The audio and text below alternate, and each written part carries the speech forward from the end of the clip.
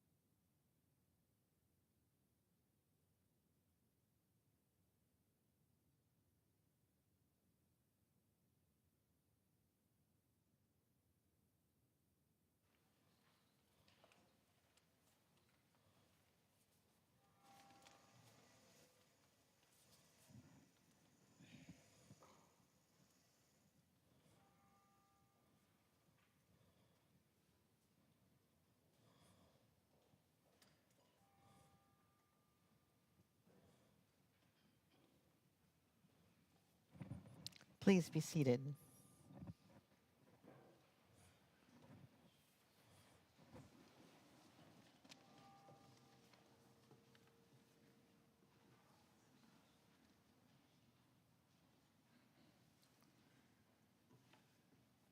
The poems we are reading today are ones Murray shared with family and friends in the last months of his life.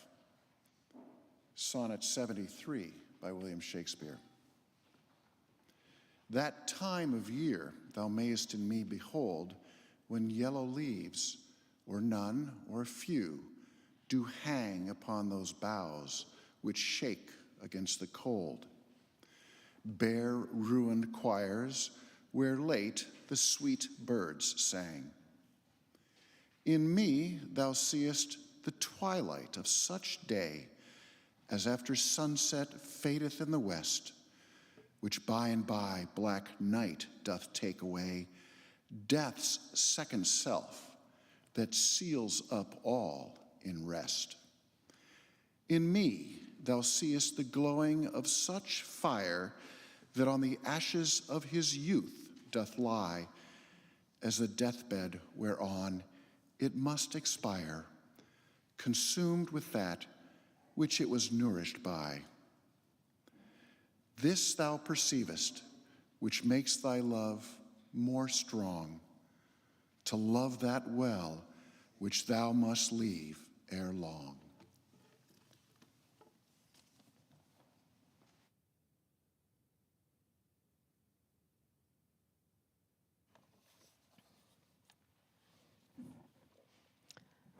Good morning and welcome.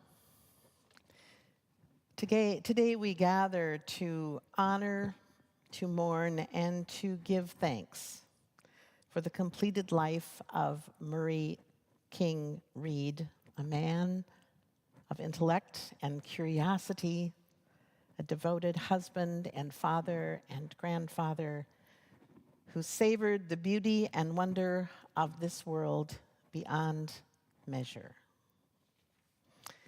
Today we set aside this precious hour to expand the common memory through the sharing of music and poetry and stories that reflect the fullness and the power of his presence on this earth. Immortality, they say, rests in the lived influence of those who remember. This morning you will hear poetry that reflects his conscious awareness and acceptance even of his own dying at the end of a life that was filled with treasured moments. We will share as well in the heartfelt words of his loved ones that which reflects the legacy of his impact upon those who will carry the best of his life into a future that he could only imagine. May the voices that carry these words be heard far beyond this time and place as the truth of his life continues. May the grief felt today be the kind that springs from great gifts and the legacy of great love. Receive here the invitation to hold in one hand grief and the other gratitude. Welcome. Please rise now in body or in spirit and join in the singing of For the Beauty of the Earth, which is in the hymnal, the gray hymnals in your pew racks.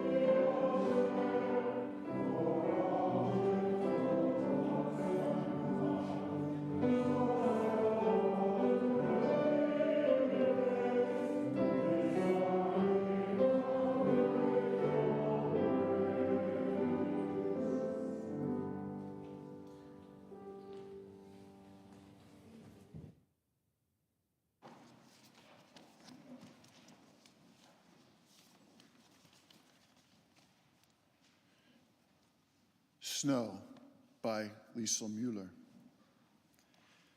Telephone poles relax their spines, sidewalks go under. The nightly groans of aging porches are put to sleep. Mercy sponges the lips of stairs. While we talk in the old concepts, time that was and things that are, snow has leveled the stumps of the past and the earth has a new language. It's like the scene in which the girl moves toward the hero who has not yet said, "Come here." Come here then. Every ditch has been exalted. We are covered with stars. Feel how light they are, our lives.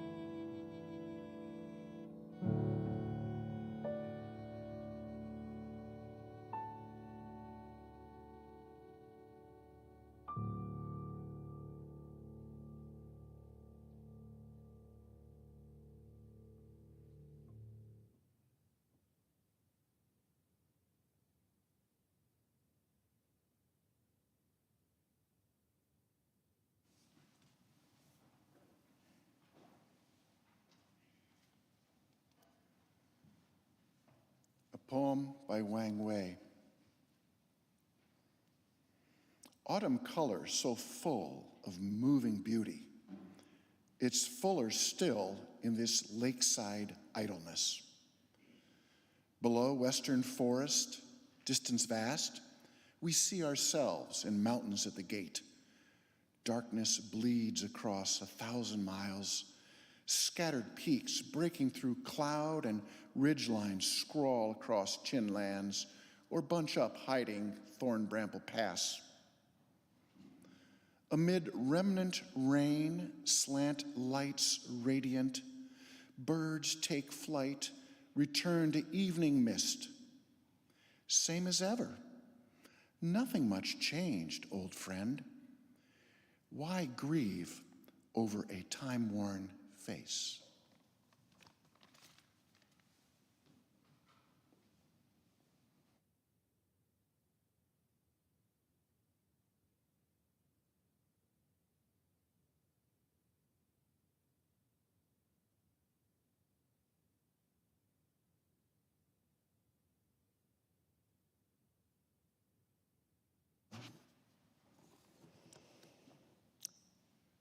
It's not easy doing justice to the life of my dad, our granddad, our beloved friend, Murray. It was a long life and an incredibly rich one. He was the most wonderfully devoted husband, father, grandfather, great-grandfather. He was an accomplished clinical psychologist, university instructor, a skilled craftsman, avid traveler, enthusiastic cook, an aficionado of classical music and high culture who nevertheless could really, really appreciate Dave Chappelle's Block Party. He was also a serious student of poetry, and he was greatly, greatly loved by a great many people. He was born on Valentine's Day, 1927, in Cincinnati, Ohio, grew up there with his sister Lucy in a house at 123 Burns Avenue. He was a lively lad, demonstrating his trademark curiosity even then in the form of questionable scientific experiments in the basement of the house. He loved to climb up on open railroad cars to grab great big old chunks of yellow sulfur, which he would then take home and burn in the basement, marveling at the spectacular blue flames and intensely stinky smell. He figured you could take a section of pipe and make it into a really nifty cannon by filling it partway with water, then capping it, adding some heat, and letting it rip. That he succeeded in simply blasting a projectile across the basement rather than burning down the house attests to the fact that in addition to being smart and enterprising, he was pretty darn lucky. So Dad attended Yale on scholarship. He completed his freshman year before enlisting in the Army. He was headed for Japan with a forward deployed artillery field unit when the war ended. Based on having taken a few science courses and his sort of innate ability to sound smart about just about anything, he was able to snag the job of medic, which is how he proceeded to serve in occupied Japan. So after his service, he returned home to finish his degree. He met the woman he would marry, moved to Minnesota where he settled down, got his PhD, began raising a family, and eventually bought a lot on the shores of Lake Emily in Shoreview. And he built his dream home there, a modern California-style redwood surrounded by oak trees with a beautiful view of the lake and the herons and the turtles and the kingfishers that flew around there. So Dad took great pleasure in building by hand. He once mentioned that with building, as opposed to the clinical work he did, you could always see a concrete result. Many of the things that he built at that house still stand. The screened porch, the walkways, the garden walls, the stairs to the lake. The house is obsessively excessively insulated. And when the projects waned at home, he turned his energies to home improvements for his children. Build a second-story deck in California? Sure. Paint the living room a third time? Gladly. Suck a massive hive of bees out of the wall with a shop vac? On it. Dad made sure we had fun as kids. He built all kinds of delightful and imaginative play structures. A yellow rocky boat, a tree house that was screened and it slept 6, and a rope swing that went out over the lake and you could do daring tricks on it. And there was a dock for launching the canoe, a raft to swim to and dive off and then climb back up when the sunfish started nibbling your feet. He also made sure we learned things. Together with our mom, he saw to it that we had music lessons, books to read, and the vocabulary to understand them. He taught us to shoot a bow, serve a birdie, paddle a canoe, sail a boat, do the dead man's float.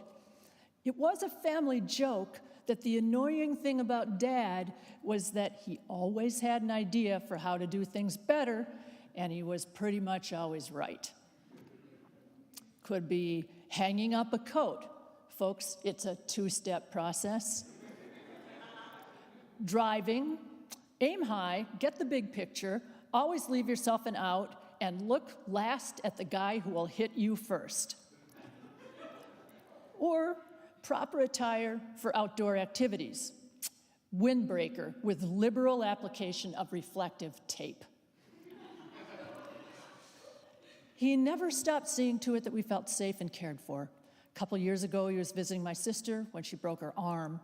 Although it was a hot summer day, he gently draped his fleece vest around her shoulders, knowing that she would be in shock.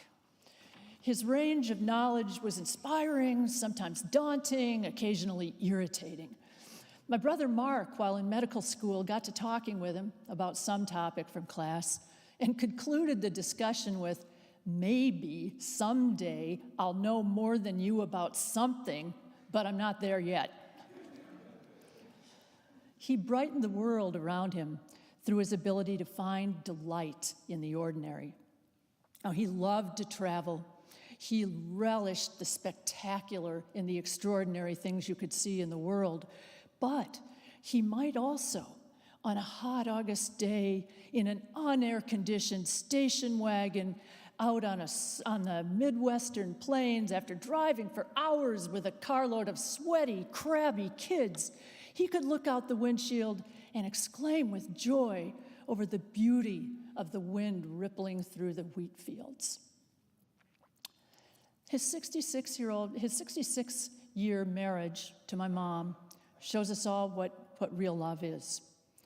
As her sharp mind and strong body faltered, and she could no longer be his equal companion, he took up his new role as a caregiver with incredible tenderness. He took joy in devising activities she would enjoy, in planning trips for them to take together, and selecting outfits that she would look pretty in. When the love of his life was gone, his love of life itself propelled him into a vibrant new chapter filled with new activities. There was film club and great courses and men's club and dinner club and gin and tonic hours, and perhaps most notably, poetry group, which came to be a central passion in his last years. He grew close to an intimate group of dear friends, Alexa, Tom, Karen, Ed, Jean, and so many others. But it would be wrong to focus solely on the mind and spirit of this remarkable man and leave out the body.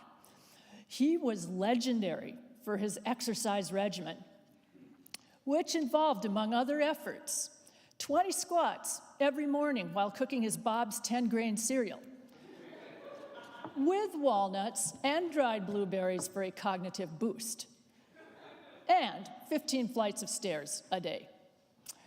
As we talked a few days before he died, the subject of what he'd like to do with some of his possessions came up, and I said I'd be honored to inherit his 15-pound weights. He seized upon that idea enthusiastically, making a little shoulder press motion and saying, "You should mention that at my funeral." The way Dad died says a good deal about how he lived.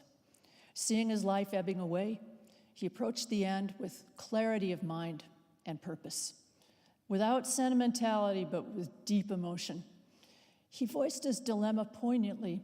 He relished life, and he loved his people, and he also knew all things must end.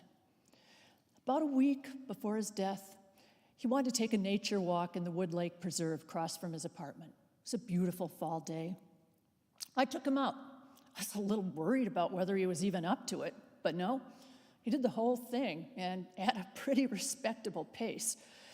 Partway around the trail loop, we sat down on a bench to rest. He actually took out his phone, snapped a couple pictures of a tree branch against the vivid blue sky above.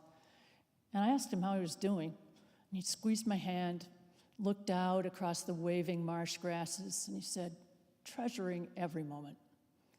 A couple days before he entered hospice, he leaned forward in his recliner and said, "I did a crazy thing last night. I bought a shirt." He admitted it made no sense, but he loved the dark red color, and he thought, "What the heck, one more time." The shirt arrived in time for him to wear on his first day of hospice, with a handsome braided Italian belt and crisply pressed khakis. When the time came to leave his beloved apartment to go to the place where he would die, he walked to the door, took his walking stick, and with firm instructions to stay close but not hold him, he pulled the door open and led the way out. Didn't look back. You can imagine the confusion of the hospice staff when he walked up the facility stairs and announced he was their next patient. The afternoon of the day he died, he spoke kindly to a nurse, told her he was ready to go to sleep and not wake up. Now, that night, we gathered at his bedside. His breath was labored, but his face showed no fear, no struggle. He was as resolute in this last leg of his journey as he had been in every other endeavor in his life. He was ready to sleep. And as we stood there, I remembered that very night, Layla, his 18-month great-granddaughter, was scheduled for the start of some much-needed sleep training.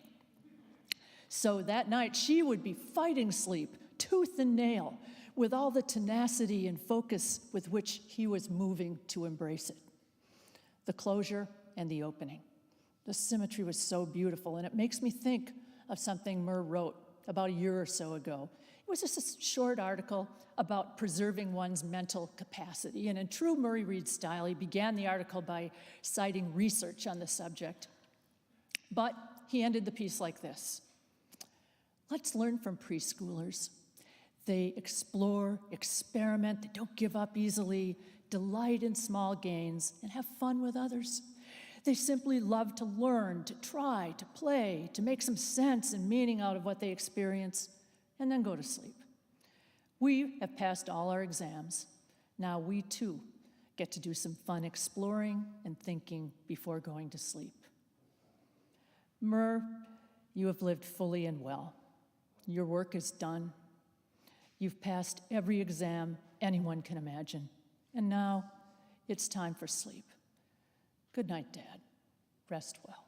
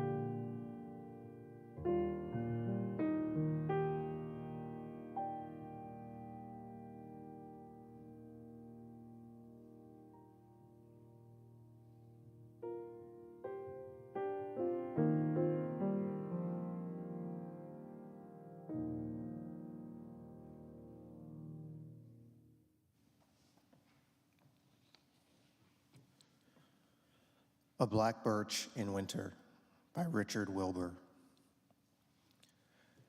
You might not know this old tree by its bark, which was once striate, smooth, and glossy dark.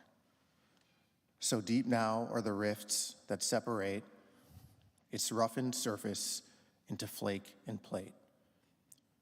Fancy might less remind you of a birch than of mosaic columns in a church. Like Era Coley or the Lateran, or the trenched features of an aged man. Still, do not be too much persuaded by these knotty furrows and these tesserae. To think of patterns made from outside in, or finished wisdom in a shriveled skin. Old trees are doomed to annual rebirth, new wood, new life, new compass, greater girth. And all this, and this is all their wisdom and their art, to grow, stretch, crack, and not yet come apart.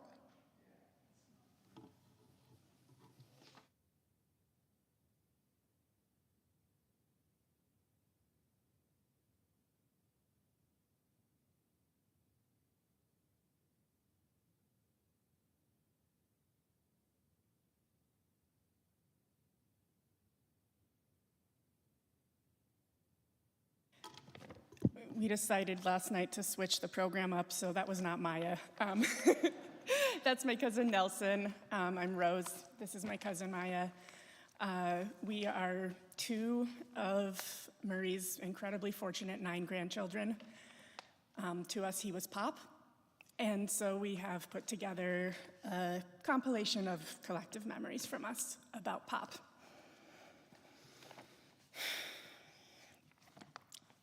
This is from our cousin Aiden.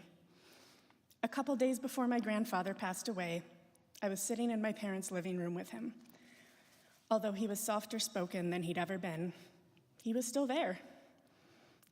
As he stood up to head home, he took me in his arms and said, "Do you and your family proud." He then turned and, just like he'd done his entire life, left with no fanfare whatsoever. My whole life, I've tried to emulate my grandfather, from large things like his willingness and acceptance to open his home to his family, to smaller things like his distinct handshake. My grandfather is someone who the world will never forget. He will be missed by his entire family, from his warm, gracious smile to the way that his family brought him so much joy.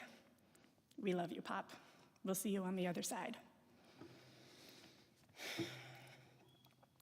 This is from me. I've always thought it was appropriate that Pop's birthday was on Valentine's Day. Throughout my life, he's been my go-to example of what love looks like in practice. For several years, I had the joy of visiting Pop at the Gramercy and having breakfast with him every Tuesday morning. The coffee would be ready when I got there, and the rest of our breakfast ingredients would have been set out by him before I arrived on the counter next to the stove. There would be 2 skillets, a whisk, a mixing bowl out, all ready to go. We'd stand side by side at the stove, preparing our breakfast, and then we'd go to the kitchen table, eat, and talk until it was time for me to go to work. Sometimes our conversations were really deep. Sometimes they were completely mundane. Sometimes they were hilarious. In one of my favorite conversations I remember having with him, he was excited to tell me about a new word he had learned. Rando. Referring to a random person one does not know.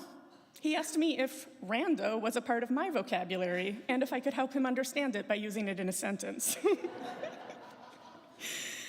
Anyway, no matter what topic of our discussion was, he made me feel like I was the most interesting person in the world.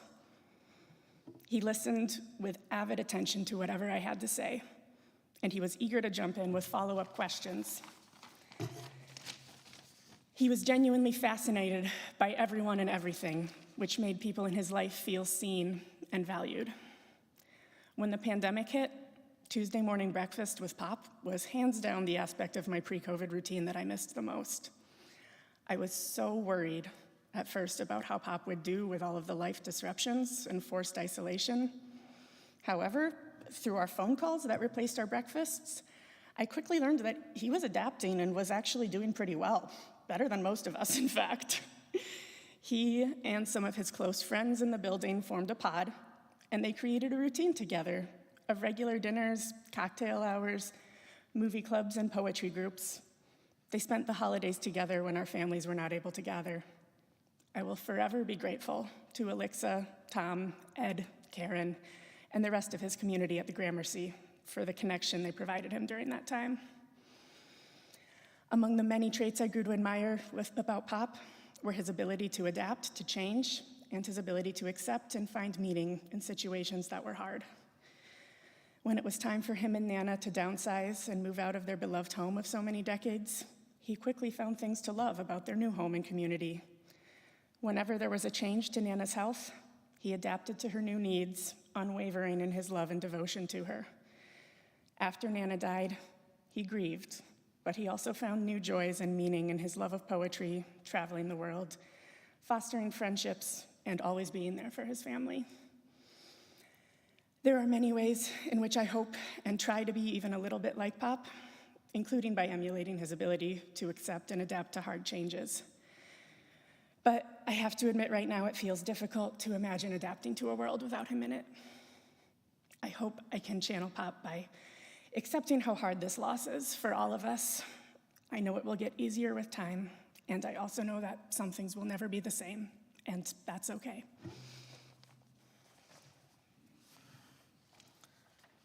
This one is from me. No one loved traveling more than my grandpa Pop. So many of my most vivid and treasured childhood memories are from the road trips we took together with the whole family. The excitement of packing up the purple minivan and putting on story tapes. The out-of-state license plates we'd cross off the scavenger hunt lists Pop so carefully put together for us. The tennis ball he cut open and stuck to the antenna of the Honda so we could track it on the road, one of his more out-of-the-box inventions. The buffalo that stuck its head into our car window somewhere near Yellowstone.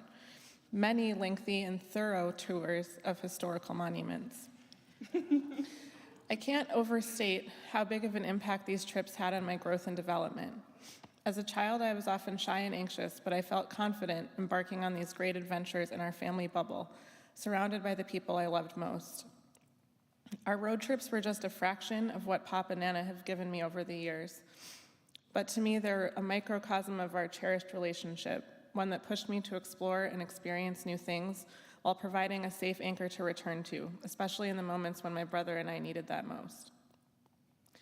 A few years ago, I had the full circle moment when the stars somehow aligned for me, Rose, and Pop to take a 3-week cruise together along the Rhine and Mosel rivers in Europe. Rose and I were the youngest on the ship by about 35 years, but we had a wonderful time as a trio and quickly became known by our shipmates as Grandpa and the Girls. I'll never be ready to say goodbye, but I know Pop will always be with me. He's impacted more people than he'll ever know with his wisdom and zest for life, and I've already seen that his spirit lives on in my daughter with her perseverance and endless curiosity. We'll love you always and forever, Pop. This is from Eva. When I think about Pop, the words that come to mind are living life to the fullest. He made me and everyone around him laugh, and for that I want to say thank you. Ever since I was a little girl, he would always call me his little sweetie. Thank you, Pop. I'll always be your little sweetie, and I hope I make you proud.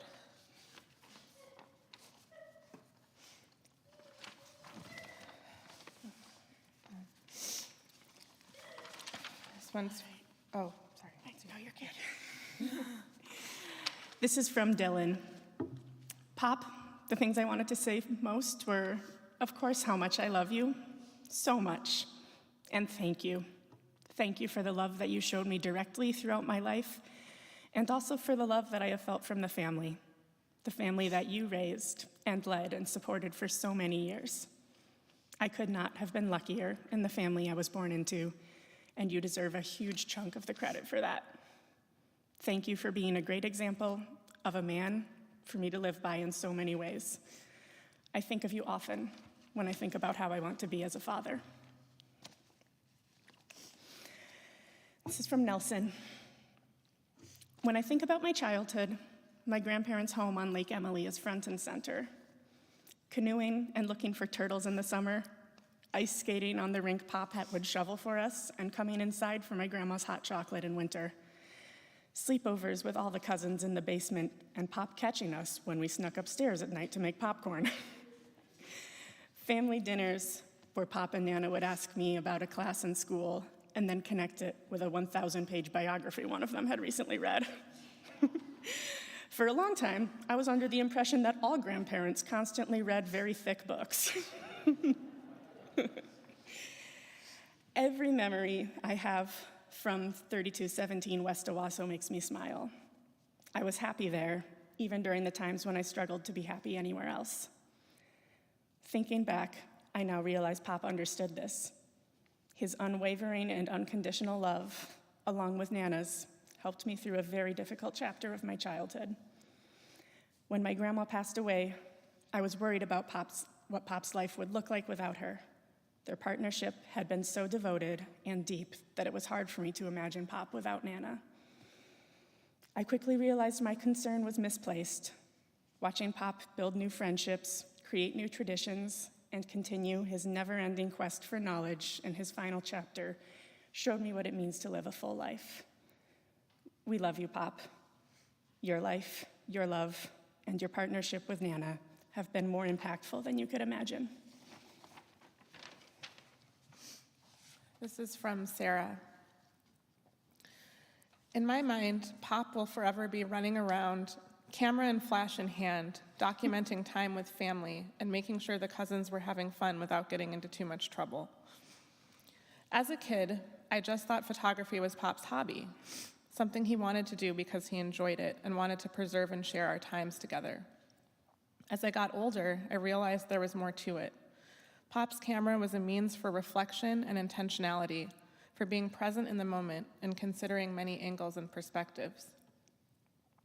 Even after he moved to the Gramercy and leaned into new hobbies, his reflection, intentionality, and commitment to his passions remained, expressing themselves in his exploration of poetry and enjoyment of birdwatching. Pop didn't just express love verbally, he showed it with his uncanny memory of what we had talked about the last time we were together, his genuine curiosity with what I had been up to, and his quiet listening that transformed into light bulb aha moments of joy and interest. Pop was a force of consistency, of even-keeled practicality, and of sincere curiosity and passion. Perhaps most importantly, he built and sustained our beautiful family. Visits to Lake Emily were always a treat, ice skating and eating Nana's cream candy in the winter, canoeing and turtle watching in the summer. Even as our family grew and changed, Pop was a constant source of stability and connection. As he so beautifully reminded me the last time we were together, I can carry him with me as I hope to build a life even a fraction as rich and vibrant and full of love as the one he lived. And this is from Natalie. There are many things that Pop brought into my life with abundance. Lakes and fireflies and tangerines, and the idea that there is always enough room for everybody.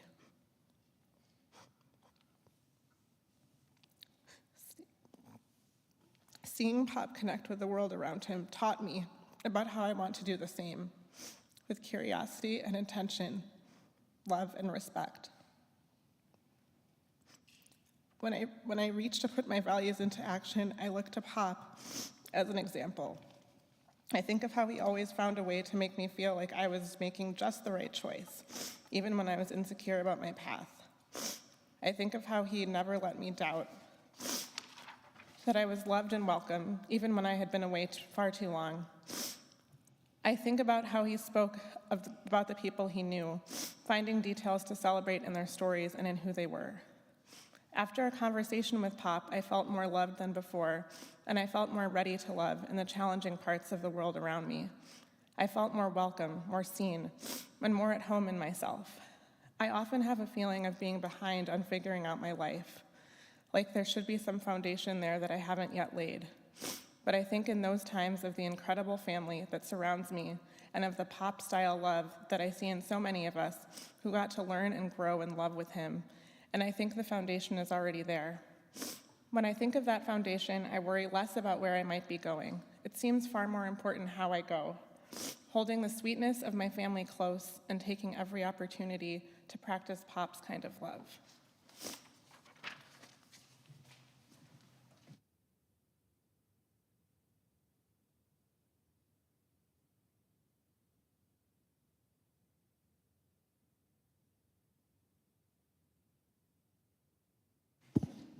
This is Bugs in a Bowl by David Budbell.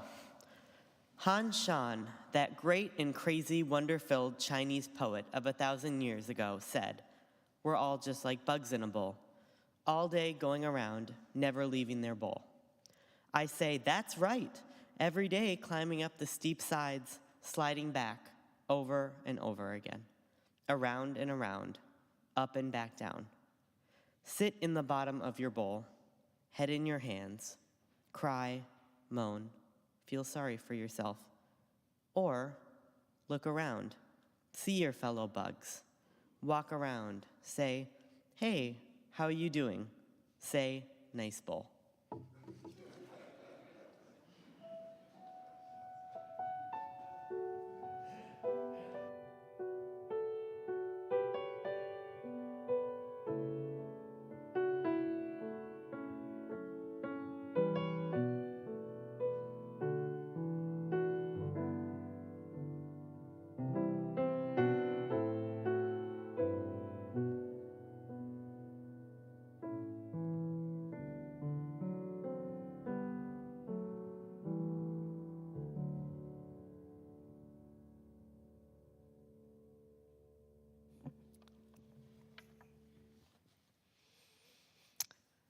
Well, of this we can be sure that life is a gift. Murray Reed's life was clearly a gift. The lives he touched were made more whole by his presence and will continue to be so long into the future. His reverence and love for the beauty of the earth radiated out and connected with wonder in others.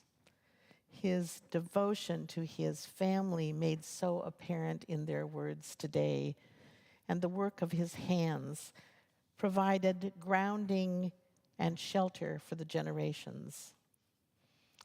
His commitment to the future was reflected in the lives of children and families and the colleagues who worked with him doing the meaningful work of his life. His interest in others enriched the communities where he lived. Murray's unique expression of those gifts will be missed and will also be sustained in their expression by you who knew and loved him. They will be carried forth in the days ahead, and in honor and in gratitude for the time left in your own lives. Have a real conversation. Range wide and deep in the play of ideas. Fully express the beauty of a day and be grateful. Entertain a different point of view as an exercise in curiosity. Find a better way and share it kindly. Listen for a bird song and let it bring you hope. Take on a challenge with determination. Use your hands and build some part of a dream.